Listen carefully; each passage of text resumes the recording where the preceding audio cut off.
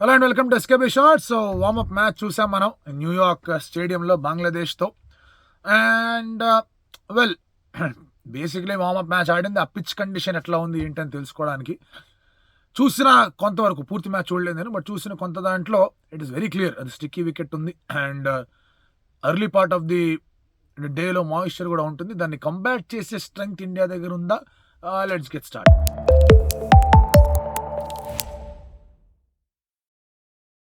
ఈ మ్యాచ్ పూర్తిగా చూస్తే, మీరు పూర్తిగా అయితే చూడలేదు, ఎందుకంటే ఐ వాజ్ డూయింగ్ రోలాండ్ గారు ఫ్రెంచ్ ఓపెన్ టెన్నిస్ కామెంటరీ చేస్తున్నాను, అప్పుడు జ్వరేవ్ మ్యాచ్ చేస్తున్నా, ఇప్పుడు UCL match, champions league final match కూడా చేస్తున్నా. సో మ్యాచ్ చూసే అవకాశం రాలా. కొంతవరకు చూసా, బిట్స్ అండ్ పీసెస్లో గ్యాప్ తీసుకొని చేస్తూ ఉన్నా. ఇండియా ఏం చేసిందంటే కండిషన్స్ ఎంత బెటర్గా వాడుకోవచ్చు అనే ప్రయత్నం మాత్రమే చేసింది. సంజు శాంసన్ చేత ఓపెన్ చేయించారు, థింకింగ్ దట్ ఒకవేళ బ్యాకప్ ఆప్షన్స్ రావాలంటే ఎలా ఉంటాయని. Yashasvi Jaiswal did not play today. So ఇది ఒక రకమైన indication, Virat and Rohit open చేస్తారని ఆలోచించవచ్చు, విత్ శివం దూబే బౌలింగ్ ఆప్షన్గా కూడా ట్రై చేయడం. But as a game progressed, ఇనిషియల్గా ఇట్ ఈస్ రియలీ టఫ్ అనిపించింది. ఇనిషియల్గా 2-3 ఓవర్లు చూశాను నేను ఆట, అండ్ ఇండియా బౌలింగ్ చేసినప్పుడు కూడా అదే కనిపించింది, దట్ ఆఫ్ ద సీమ్ కొంచెం హెల్ప్ అనేది కనిపిస్తుంది న్యూ బాల్ ఉన్నప్పుడు. అండ్ అలాగే ఇట్ ఈస్ డే మ్యాచ్, ఇది నైట్ మ్యాచ్ కాదు, మనకి నైట్ మ్యాచ్ కానీ అది పొద్దున మ్యాచ్ అది. సో డెఫినెట్లీ మీకు అక్కడ 9 o'clock 10 o'clock స్టార్ట్ అన్నప్పుడు పిచ్లో కాస్త మాయిశ్చర్ అనేది ఉంటుంది. సెకండ్ బ్యాటింగ్ చేసే టీం కాస్త హెల్ప్ అవుతుంది. But because this wicket was sticky wicket and పెద్దగా చేంజ్ అవ్వలేదు. సో దానివల్ల ఏమైంది అంటే కనుక ఆ surface remain true. But as matches get played, definitely ఆ సర్ఫేస్ కూడా కాస్త అటు ఇటు అవ్వడం అనేది స్టార్ట్ అవుతాయి. అండ్ ఇండియాకున్న పేస్ బౌలింగ్ అటాక్తో they are better chasing squad అనే ఇంప్రెషన్ అయితే వచ్చింది. బంగ్లాదేశ్ వాళ్ళ ప్రివ్యూలోనే చెప్పుకున్నాం, వాళ్ళ షాక్ ఇస్తారు అనుకున్నాం, కానీ do they have the batting అనే క్వశ్చన్స్ వచ్చాయి. బట్ ఇండియా బ్యాటింగ్ విషయంలో Sanju didn't play well, but Rishabh Pant and Hardik Pandya are 2 big pluses.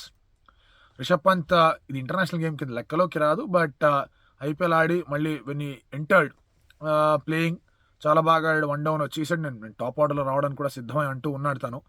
And అలాగే అదే రీతిలో మనం హార్దిక్ పాండ్యాని తీసుకుంటే కనుక ఫినిష్ బాగా చేశాడు. లాస్ట్ 5 overs 50+ runs వచ్చాయి. వికెట్ హోల్డ్ అవుతూ వచ్చింది, అప్పుడు కూడా అంత ఈజీగా రాలేదు. అండ్ అంత సన్ వచ్చి బీట్ డౌన్ చేసి ఆ వికెట్ షుడ్ గెట్ బెటర్, అలాంటి సినిమా అయితే కనిపించలేదు ఇవాళ. కొన్ని డాట్ బాల్స్ అవి ఇవి కనిపించినా చాలా బాగా ఆడాడు.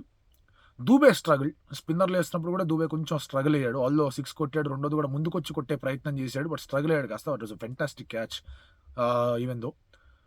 సో దూబే స్ట్రగుల్ అయినా కూడా అది కొంచెం బెటర్ చేసుకోవాలని ఆలోచన ఉంటుంది. బట్ దూబే పికింగ్ వికెట్స్ అనేది మళ్ళీ రోహిత్ శర్మ డైలమాలో పెడుతుంది. సిఎస్కేలో తను కేవలం 1 over మాత్రమే వేసాడు. ఆ విషయంలో సిఎస్కే మేనేజ్మెంట్ కూడా బిన్ లిటిల్ మోర్ కన్సిడరేట్, అతనికి బౌలింగ్ ఇచ్చుంటే బాగుండేది అని. 2 వికెట్లు తీశాడు, ఆన్ హ్యాట్రిక్ కూడా ఉన్నాడు తను. హార్దిక్ పాండ్యా 1 overలో 20 runs ఎంత ఇచ్చాడు, కానీ బాగానే బౌలింగ్ చేశాడు. హర్షదీప్ చాలా బాగా బౌలింగ్ చేశాడు. హర్షదీప్ ఏ లెవెల్లో బౌలింగ్ చేస్తున్నారు, మంచి స్వింగ్ అనేది రాబట్టాడు. బుమ్రా, కుల్దీప్, అక్షర్, జడేజా వాళ్ళు మామూలుగా చేస్తారు, వాళ్ళు ఏం పెద్ద ఎక్స్ట్రా ఎఫర్ట్ ఏం పెట్టలేదు. వాళ్ళు దే జస్ట్ బోల్డ్, జస్ట్ ఆ రిథంలోకి రావడానికి మాత్రమే బౌలింగ్ చేశారు. ఎక్స్ట్రా స్ట్రెచ్ చేసే ప్రయత్నాలు ఎవరు చేయలే. సో ఈ మ్యాచ్ నుంచి what India can figure out is వాళ్ళ టాప్ 8 అనేది ఎలా ఉండాలో ఆలోచించుకోవచ్చు.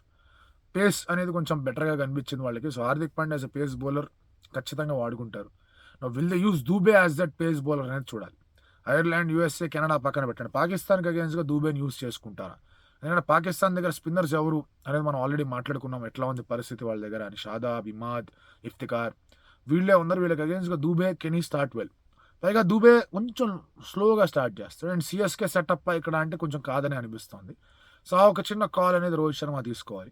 జైస్వాల్ ఓపెన్ చేయాలా వద్దనే కాల్ కూడా తీసుకోవాలి. వాళ్ళ జైస్వాల్ ప్రాబబ్లీ ఇజంట్ అవైలబుల్లో, లేకపోతే కావాలని ఆపారో తెలియదు. విరాట్ వాజ్ నాట్ అవైలబుల్, నిన్న రాత్రి వెళ్ళాడు కాబట్టి.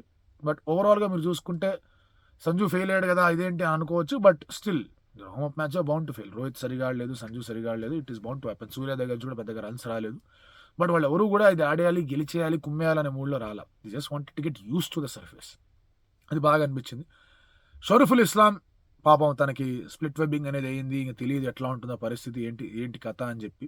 వాళ్ళ దగ్గర కొంచెం మంచి బౌలింగ్ అటాక్ ఇలాంటిదే కనిపించింది, ఆప్షన్స్ బాగా కనిపించాయి. మహమ్మదుల్లా ఇన్ఫాక్ట్ బ్యాటింగ్లో కూడా కొంచెం బాగానే సపోర్ట్ అనేది ఇచ్చాడు. అండ్ హర్షదీప్ స్టార్టింగ్లో అంత బాగా బౌలింగ్ వేయడం అనేది ఎప్పటికైనా కూడా పెద్ద ప్లస్ అవుతుంది, ఎస్పెషలీ ఓ బాబర్, ఒక రిజ్వాన్ ఇలాంటి వాళ్ళకి అగేన్స్ట్గా వేయాలి అంటే. అండ్ ఇది యూఎస్ఏకి సంబంధించింది. We don't know what's in store for West Indies. India అన్ని మ్యాచ్లు ఇక్కడ యూఎస్ఏలో ఆడుతుంది, ఆ తర్వాత వెస్టిండీస్కి వెళ్తుంది. ఇవి స్టిక్కీ వికెట్లుగా ఉన్నాయంటే కనుక ఇనిషియల్గా కొంచెం స్ట్రగుల్ అనేది ఉంటుంది.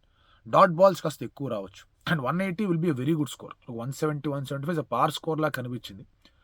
180, 190 ఇంకా పెద్ద స్కోర్ అయ్యే అవకాశాలు కనిపిస్తున్నాయి. With India's bowling they look to do it well.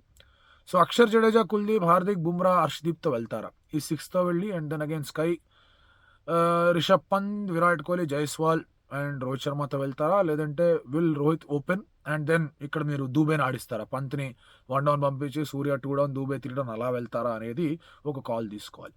Dubey bowling బాగుంది, బట్ అగైన్ ఇట్ డిపెండ్స్. ఎప్పుడు బౌలింగ్ చేశాడు, ఏం బౌలింగ్ చేశాడు, ఎంతవరకు రిలై అవ్వచ్చు అనే కొన్ని క్వశ్చన్స్ కనిపిస్తూ ఉంటాయి. బ్యాటింగ్లో మాత్రం అతను కొంచెం ఇబ్బందికరమైన సిచ్యువేషనే ఉంది. So if you want Dube as a batter then definitely అదంతగా వర్కౌట్ కావట్లే. So they might think Akshar Patel అని. జడేజా కూడా ఫినిషింగ్లో కొంచెం ఇబ్బందులు కనిపించాయి. సో ఇవన్నీ కాస్త అడ్జస్ట్ చేసుకోవాల్సిన అంశాలు ఉన్నాయి. హ్యూజ్ పాజిటివ్స్ ఏంటి అంటే కనుక Hardik is bowling well, batting well, ఒక ఓవర్ పక్కన పెట్టండి.